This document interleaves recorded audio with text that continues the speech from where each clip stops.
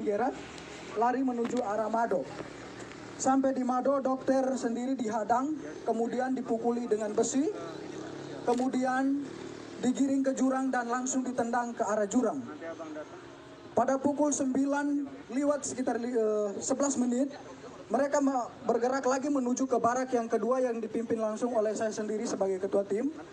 Di situ kami ada 6 orang. Saya sendiri sebagai ketua tim, Paman Celo, Paman Emmanuel Abi, Paman Patra, Suster Christine, Suster Anti dan juga Suster Ella yang sudah menjadi almarhum. Pada saat itu juga mereka melakukan hal yang sama, menghancurkan kaca-kaca jendela dan juga memukul pintu-pintu, berusaha untuk masuk ke dalam untuk menyerang kami. Mereka juga menyiram bensin di sekitar barak medis dan juga mulai membakarnya. Saat pembakaran terjadi, yang ada di dalam puskesmas hanya tersisa saya, Paman Patra dan juga ketiga suster itu. Paman Eman saat itu berada di dalam puskesmas karena sedang buang air besar. Pada saat itu sedang terjadi pembakaran, saya sendiri meminta untuk ketiga teman putri saya atau suster untuk kami segera keluar dari dalam barak itu. Tetapi karena mereka perempuan tidak bisa mengantisipasi situasi, sehingga mereka memilih lebih tenang di dalam barak itu. Makin lama asap makin tebal, rumah sudah mulai barak sudah mulai terbakar, sehingga saya memilih untuk mengurung ketiga teman suster tadi bersama saya langsung di dalam kamar WC karena agak lebih aman.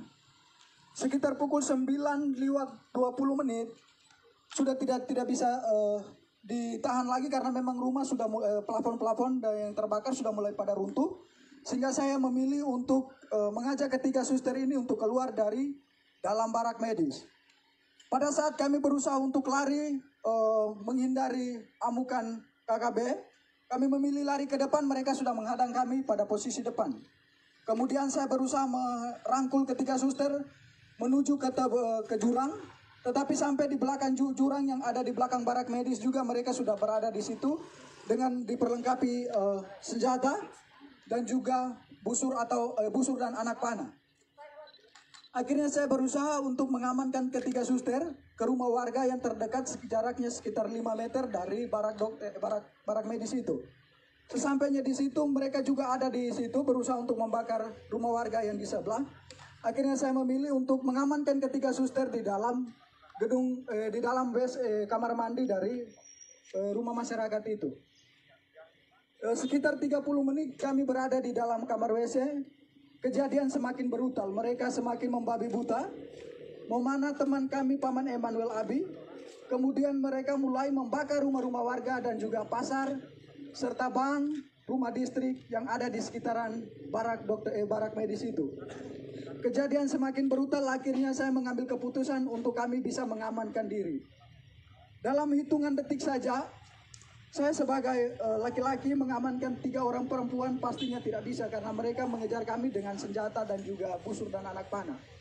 Tidak ada jalan lagi, kami memilih lari ke depan, mereka sudah menghadang ke samping kiri kanan dan juga mereka sudah menghadang semua.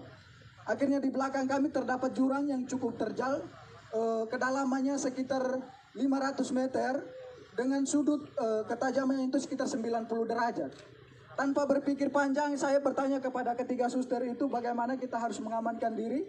Mereka menjawabnya, kita lompat saja. Akhirnya tanpa berpikir panjang, saya menghitung 1 sampai 3 dan saya sendiri lompat pertama. Kemudian ketiga suster mengikuti saya untuk melompatnya. Sesampainya di bawah kami pikir bahwa kami sudah aman dari kejaran mereka, tetapi mereka tetap mengikut kami ke bawah. Sampai ke bawah saya sendiri tersangkut di akar pohon. Kemudian ketiga suster yang lainnya, yang satunya Suster Chris tersangkut di pohon juga.